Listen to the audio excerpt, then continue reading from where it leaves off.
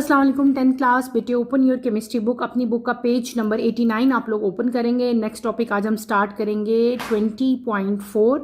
Let's start with the reading, then इंशाल्लाह मैं साथ साथ आपको इसको एक्सप्लेन करूंगी। Substances present in water obtained from natural sources. Water from natural sources such as river, lakes, aquifers contain a number of substances which may be useful or harmful for our health. Useful substances. Number 1, dissolved oxygen.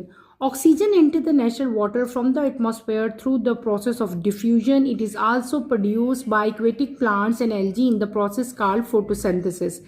This absorbed oxygen is then used by the aquatic organism, including fish, to breathe and survive. The health and diversity of an ecosystem directly depend upon the amount of dissolved oxygen in plant body. Harmful substances and their effect on the quality of water. Number 1, harmful microbes.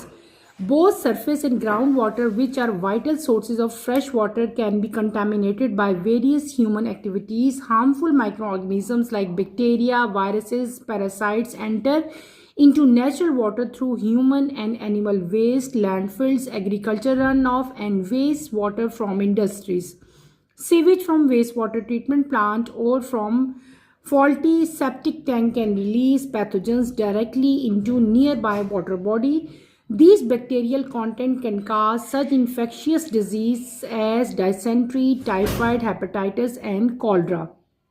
Number 2, heavy metals and their compounds. Heavy metals like lead, mercury, cadmium, chromium, and their compounds can enter in natural water through many routes. Wastewater from factories may contain heavy metal and their compounds, which are eventually released into rivers and other water bodies. Similarly, mining operations and use of fertilizers and pesticides can contaminate both ground and surface water with heavy metal and their compounds. Heavy metals and their compounds not only damage vital organs like liver and kidney, they can also lead to neurological problem. Arsenic and cadmium are known to increase the risk of certain cancers. Number 3, plastic. Very small plastic called microplastics are present in both tap and bottled water. These tiny particles can enter water through wastewater, rainwater, which it carries plastic debris to water sources, and by degradation of plastic waste. Plastic tiny particles have been found in some human organs like lungs and blood. These particles then can disturb the immune and reproductive systems. Number 4, nitrates and phosphates. Nitrates and phosphate enter natural water through weathering of rocks. They can also enter in water through human sources such as agriculture fertilizer, detergents, and industrial wastewater. They are essential nutrients for plant and animal life. However, if amount of these compounds exceed a limit, they can affect the quality of water and cause eutrophication. Eutrophication is the name of the process which starts in the water body containing excess of phosphorus and nitrogen nutrients. The excessive amount of these nutrients cause algae and other aquatic plants to grow excessively. This overgrowth of algae in turn can decrease the dissolved oxygen level in water, which is only harmful for aquatic life but can also disrupt the entire ecosystem. अभी जो बेटे topic मैंने read it out किया, that is substance present in water obtained from natural sources. पानी के अंदर, water के अंदर कौन कौन से सब्सटेंस प्रेजेंट होते हैं जो कि नेचुरल सोर्सेज से वाटर के अंदर आते हैं।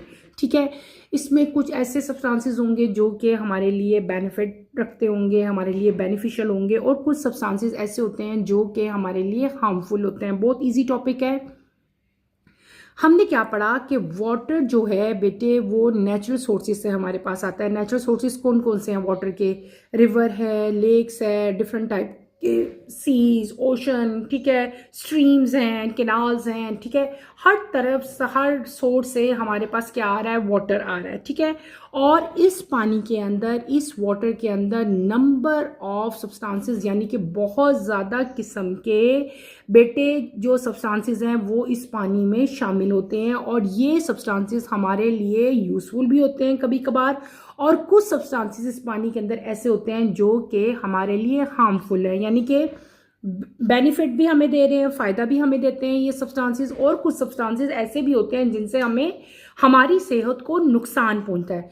तो इनमें से हार्मफुल सब्सटेंसेस कौन से हैं और यूज़फुल सब्सटेंसेस कौन से हैं, उन दोनों को हम लोग यहाँ पे सेपरेट जो है वो बेटे डिस्कस करेंगे। पहले हम बात करेंगे यूज़फुल सब्सटेंस की, कि यूज़फुल सब्सटेंस पानी के अंदर जो हैं वो कौन से हैं। सबसे ज़्यादा कॉमन और मोस्ट इम्पॉर्टेंट यूजफुल सब्सटेंस जो कि पानी के अंदर प्रेजेंट होता है, दैट इज डिजॉल्व ऑक्सीजन। क्या है वो? डिजॉल्व ऑक्सीजन है। ऑक्सीजन जो है बेटे वो नेचुरल वाटर में एंटर होती है फ्रॉम एटमॉस्फेयर, एटमॉस्फेयर से, ठीक है, आती है, और जिस प्रोसेस के ज़रिए ऑक्सीजन पानी में डिजॉल्व होती है, पानी के अंदर मिक्सअप हो जाती है, शामिल हो जाती है, उस प्रोसेस को हम लोग क्या कहते हैं? डिफ्यूजन कहते हैं। इसको अंडरलाइन करो।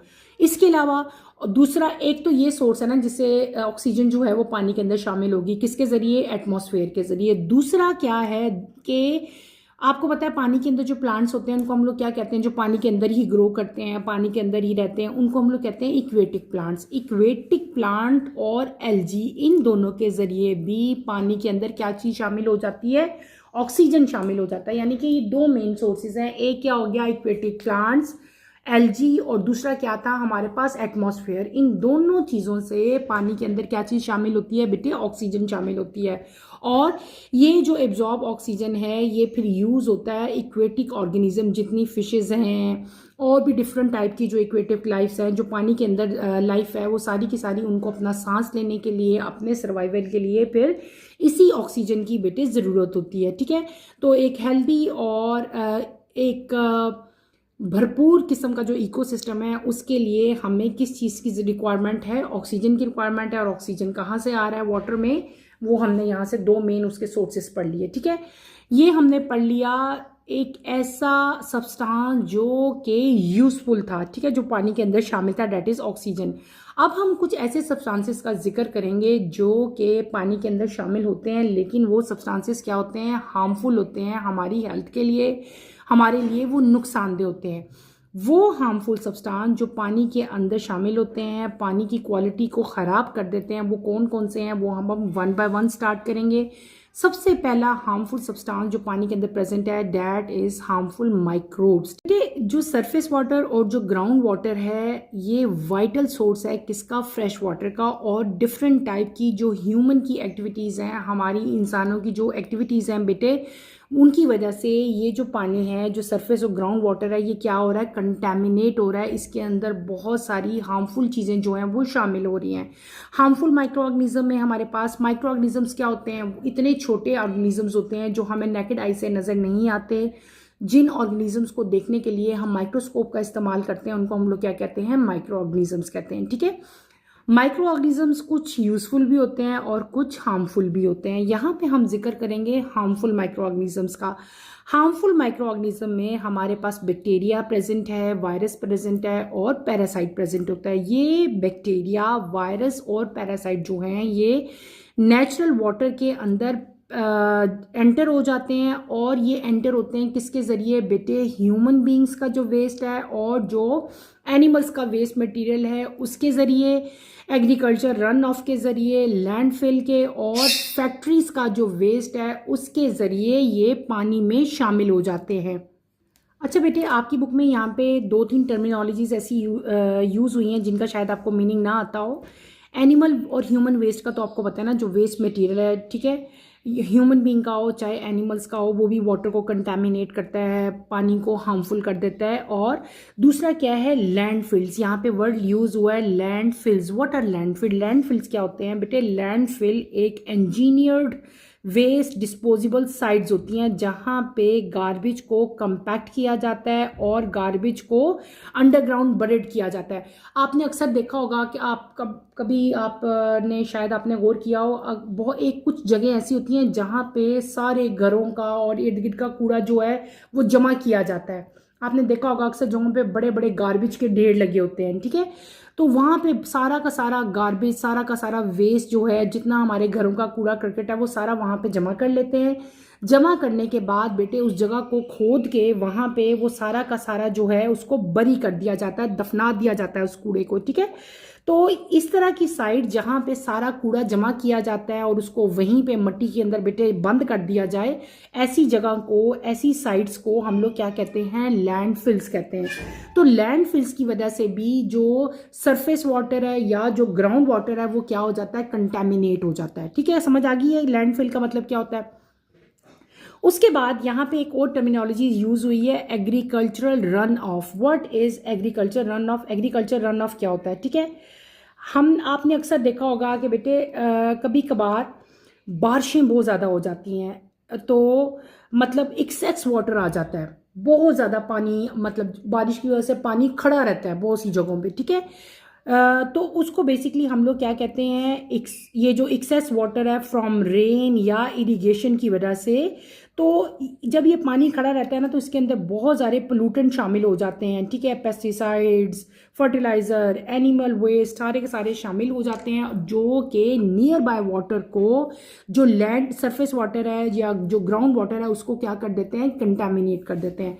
तो ये डिफरेंट टाइप के सोर्सेज आपको बताए हुए थे, human, animal waste, landfills, agriculture runoff, and जो फैक्ट्रियों का और इंडस्ट्रीज का वेस्ट है वो क्या करता है कि बेटे जो लैंड वाटर है और जो ग्राउंड वाटर है उसको कंटामिनेट कर देता है, ठीक है। ये तमाम के तमाम सोर्सेज हैं जिनकी वजह से पानी जो है वो कंटामिनेट हो जाएगा, ठीक है। इसके अलावा बहुत सारा जो सीवेज है, वेस्ट वाटर ट्रीटमेंट प्लांट्स का और सेप्टिक टैंक जो हैं वो भी अपने, यानी कि जितना हमारे घरों का सीवरेज पाइप्स होते हैं, निकलते हैं ना हमारे घरों से सीवरेज पाइप, वो बड़े बड़े नालों में जाते हैं, और जो बड़े बड़े आगे सीवरेज प्लांट्स हैं उनकी वजह से भी बेटे बहुत सारे पैथोजन जो हैं वो डायरेक्टली हमारे जो रूटीन का पानी है, जो साफ पानी है, उसके अंदर शामिल हो जाते हैं, ठीक है। और उस पानी की वजह से फिर बहुत ज़्यादा बीमारियां फैलती हैं, बहुत ज़्यादा इन्फेक्शियस डिजीज़ फैल जाती हैं, और यहाँ पे डिजीज़ के नाम भी लिखे हैं जो उनकी वजह से फैलती हैं। डायसेंट्री है, टाइफाइड है, हेपेटाइटिस एंड कॉलरा, ये सब वो बीमारियां हैं जो कंटामिनेटेड वाटर की वजह से फैलती हैं, ठीक है। उसके बाद यानी कि ये एक सोर्स था, कौन सा, हार्मफुल माइक्रोब्स, यानी कि पानी के अंदर माइक्रोब्स प्रेजेंट होते हैं, और माइक्रोब्स कहाँ से आते हैं वो सारे हमने उनके सोर्सेज भी पढ़ लिए, और इन माइक्रोब्स की वजह से कौन सी बीमारियां, कौन से इन्फेक्शंस होते हैं वो भी सारे हमने यहाँ पे स्टडी कर लिए। दूसरी जो हार्मफुल सब्सटेंस है that is heavy metals and there compound. Heavy metals और उनके कंपाउंड, हैवी मेटल्स कौन से होते हैं, लेड यानी कि PB, mercury, cadmium and chromium, ये तमाम के तमाम बेटे दे आर हैवी मेटल्स। इनको क्या कहते हैं, हैवी मेटल्स कहते हैं। और जो इनके कंपाउंड हैं, इनके कंपाउंड ये क्या करते हैं बेटे, ये वाटर को कंटामिनेट कर देंगे। इसके अलावा जो वेस्ट मटेरियल है, फैक्ट्रीज का जो वेस्ट होता है उसके अंदर, जो फैक्ट्री से वेस्ट निकलता है ना, उस वेस्ट के अंदर भी बेटे हैवी मेटल्स होते हैं। और ये क्या करते हैं, फैक्ट्री का जितना भी वेस्ट होता है ना, फैक्ट्रीज वाले क्या करते हैं, अपना वेस्ट जो है वो डायरेक्टली रिवर के अंदर या और डिफरेंट टाइप की जो वाटर बॉडीज है उनके अंदर फेंक देते हैं, ठीक है। उसकी वजह से क्या होता है कि जो इस वेस्ट मटेरियल में मैंने आपको क्या कहा, हैवी मेटल्स शामिल होते हैं। इसका मतलब है वो सारे के सारे हैवी मेटल्स जो हैं वो पानी के अंदर शामिल हो गए, रिवर्स के अंदर शामिल हो गए, और उन्हीं रिवर का पानी फिर कैनाल्स में आता है, और कैनाल से वही पानी हमारे घरों में, हमारी टैप्स में आता है। इसका मतलब क्या हुआ कि वही हैवी मेटल्स जो हैं फिर हम यूज़ करना शुरू कर देते हैं। और ये हैवी मेटल्स जो हैं दे आर वेरी डेंजरस, इनके कंपाउंड जो हैं ये बहुत ज़्यादा डेंजरस होते हैं, और ये हमारी जो ऑर्गन्स हैं जैसे कि लिवर है और किडनी है उसको डैमेज करते हैं, और उनसे रिलेटेड बहुत सारी बीमारियां फैलाने का रीज़न बनते हैं। इसके अलावा ना सिर्फ हमारे ऑर्गन जैसे कि लिवर और किडनी डैमेज होते हैं, बल्कि बहुत सारे न्यूरोलॉजिकल प्रॉब्लम जो हैं उनको भी हमें फेस करना पड़ता है। दो कॉमन यहाँ पे हैवी मेटल्स लिखे हैं, एक आर्सेनिक और एक कौन सा लिखा है, कैडमियम। आर्सेनिक और कैडमियम बेटे दे आर हैवी मेटल, और ये भी फैक्ट्री के वेस्ट से रिवर्स में शामिल होता है, और फिर हमारे घरों में जो पानी आ रहा है उसमें भी ये शामिल हो जाता है। और आर्सेनिक और कैडमियम की वजह से बेटे जो रिस्क है कैंसर का वो क्या हो जाता है, इंक्रीज हो जाता है, ठीक है। तो बेटे ये हमने अपना सेकेंड हार्मफुल सब्सटेंस भी पढ़ लिया, that is heavy metal. Heavy metals क्या होते हैं, वो वाटर को किस तरह से कंटामिनेट करते हैं, और इनकी वजह से कौन से डिजीज़ या डिसऑर्डर हमें देखने को मिलते हैं। उसके बाद आते हैं थर्ड हार्मफुल सब्सटेंस, ठीक है, वो जो पानी के अंदर शामिल होते हैं, दैट इज़ प्लास्टिक। प्लास्टिक के बहुत छोटे छोटे पार्टिकल्स जो होते हैं उनको हम लोग क्या कहते हैं, that are known as microplastic. क्या कहते हैं, माइक्रोप्लास्टिक कहते हैं। और माइक्रोप्लास्टिक जो है बेटे वो हमारी जो बॉटल वाटर है, यानी कि जो पानी की पीने की बोतलें होती हैं उस पानी में भी शामिल होते हैं ये माइक्रोप्लास्टिक, और जो हमारा टैप वाटर है उसमें भी माइक्रोप्लास्टिक शामिल होते हैं। ये छोटे छोटे जो पार्टिकल्स हैं जिनको हम लोग माइक्रोप्लास्टिक कहते हैं बेटे, ये पानी के अंदर एंटर होते हैं किसके ज़रिए, थ्रू वेस्ट वाटर। वेस्ट जितने भी वेस्ट हैं, फैक्ट्रीज का वेस्ट है, ठीक है, इंडस्ट्रीज का वेस्ट है, इसके अलावा रेन वाटर जो बारिश का पानी है ये भी अपने साथ बहुत सारा प्लास्टिक का जो मवाद है वो साथ लेके आता है, और जो फिर वो हमारे जो घरों में पानी आ रहा है उसमें शामिल हो जाता है। ये प्लास्टिक के टाइनी पार्टिकल जो हैं ये ह्यूमन के जो ऑर्गन्स हैं जैसे कि लंग्स हैं और ब्लड है उसमें शामिल हो जाता है, और ये पार्टिकल्स हमारे रिप्रोडक्टिव सिस्टम को और हमारे इम्यून सिस्टम को हिट करते हैं, और इम्यून सिस्टम से और रिप्रोडक्टिव सिस्टम से रिलेटेड बहुत सारे डिसऑर्डर जो हैं वो इनकी वजह से फिर काज होते हैं। Is that clear? अगला जो हमारा यहाँ पे बेटे एक हार्मफुल सब्सटेंस जो कि पानी के अंदर शामिल होता है, that is nitrates and phosphate. Nitrate और फॉस्फेट जो है ये नेचुरल वाटर में एंटर होते हैं थ्रू वेदरिंग ऑफ रॉक्स। अच्छा, मैंने आपको यहाँ पे बताया जो नेक्स्ट हमने हार्मफुल सब्सटेंस जो पानी के अंदर बेटे मिक्स हो जाता है, that is nitrates and phosphate. और यहाँ पे आपकी बुक में एक टर्मिनोलॉजी यूज़ हुई है, that is known as weathering of rocks, यानी कि नाइट्रेट और फॉस्फेट जो है ये नेचुरल वाटर में ऐड होते हैं through weathering of rocks. What is weathering of rocks? Weathering of rocks बेटे क्या होता है? वेदरिंग ऑफ रॉक्स का मतलब होता है पत्थरों का, रॉक्स का ब्रेक डाउन होना, और रॉक्स का और मिनरल्स का अर्थ की क्रस्ट में या पानी के अंदर डिजॉल्व हो जाना। ठीक है, अब ये पत्थर कैसे टूट रहे हैं? ठीक है, पत्थर यानी कि मैंने आपको बताया वेदरिंग ऑफ रॉक्स क्या है, रॉक्स का ब्रेक डाउन होना और उन रॉक्स का पानी के अंदर या अर्थ की क्रस्ट में शामिल हो जाना। अब बेटे ये जो वेदरिंग ऑफ रॉक है बेसिकली ये होती कैसे है, पहले तो आपको ये समझ आएगी, देन ही हम आगे मूव कर सकेंगे।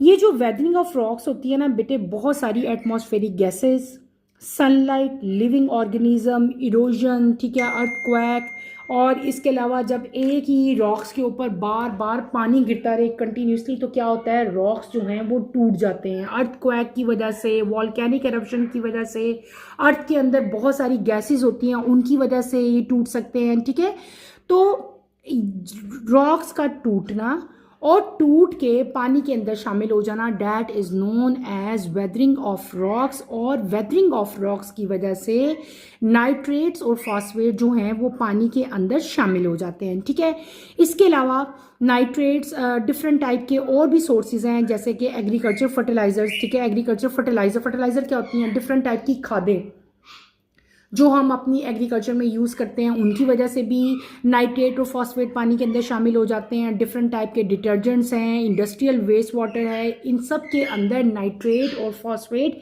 शामिल होते हैं, और इस तरह से ये तमाम के तमाम जो हार्मफुल सब्सटेंसेस हैं हमारे वाटर में शामिल हो जाते हैं।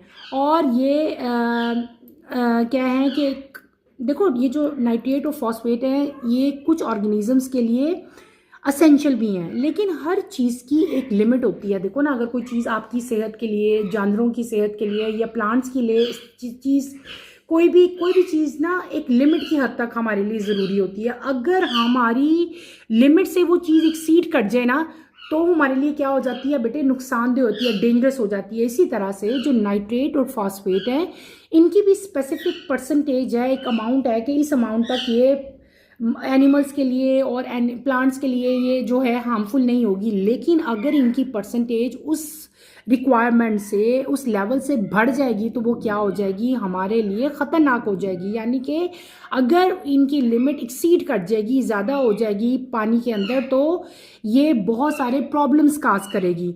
और सबसे ज़्यादा कॉमन जो प्रॉब्लम ये काज करेंगे जब इनकी पानी के अंदर लिमिट एक्सीड हो जाती है, तो ये कौन सी प्रॉब्लम काज करते हैं, दे काज यूट्रोफिकेशन।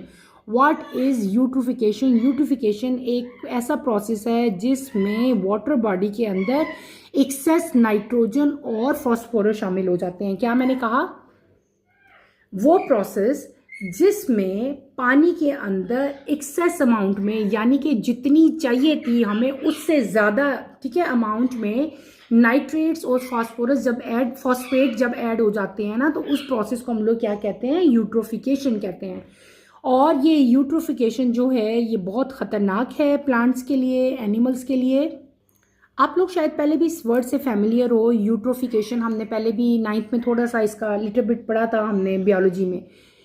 बेटे यूट्रोफिकेशन एक ऐसा प्रोसेस है जिसमें वाटर बॉडी, यानी कि जितनी भी पानी से रिलेटेड रिवर हैं, चाहे आपके लेक्स हों, यानी कि जो भी वाटर बॉडीज़ हैं, उनके अंदर क्या होगा? नाइट्रेट और फॉस्फेट की क्वांटिटी, यानी कि नाइट्रेट और जो फॉस्फोरस है, नाइट्रोजन है, इनकी जो अमाउंट है वो क्या हो जाती है? बहुत ज़्यादा हो जाती है।